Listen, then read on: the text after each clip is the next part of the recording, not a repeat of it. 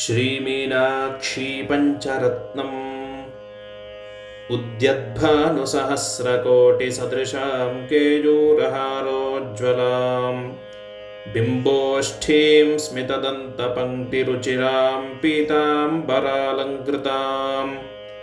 विष्णुब्रह्मसुरेन्द्रसेवितपदां तत्त्वस्वरूपां शिवां मीनाक्षीं प्रणतोऽस्मि सन्ततमहं कारुण्यवारान्निधिम्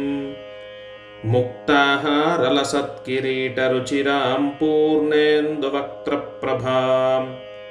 शिञ्जन्नूपुरकिङ्किणीमणिधरां पद्मप्रभाभासुरां सर्वाभीष्टफलप्रदां गिरिसुतां वाणीरमासेवितां मीनाक्षीं प्रणतोऽस्मि सन्ततमहं कारुण्यवारान्निधिम् श्रीविद्यां शिववामभागनिलयां ह्रीङ्कारमन्त्रोज्ज्वलां श्रीचक्राङ्कितबिन्दुमध्यवसतिं श्रीमत्सभानायिकां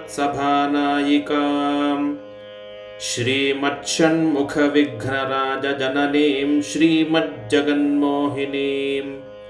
मीनाक्षीं प्रणतोऽस्मि सन्ततमहं कारुण्यवारान्निधिम्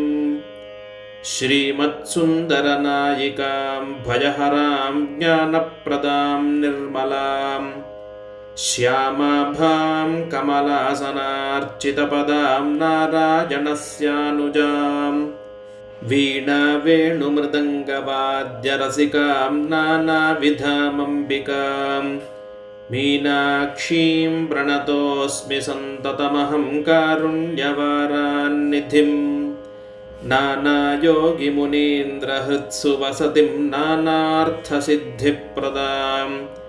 नानापुष्पविराजिताङ्घ्रियुगलां नारायणेनार्चितां नादब्रह्ममयीं परात्परतरां नानार्थतत्त्वात्मिकां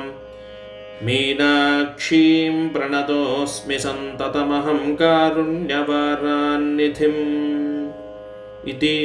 श्रीमच्छङ्कराचार्यकृतं मीनाक्षी पञ्चरत्नम्।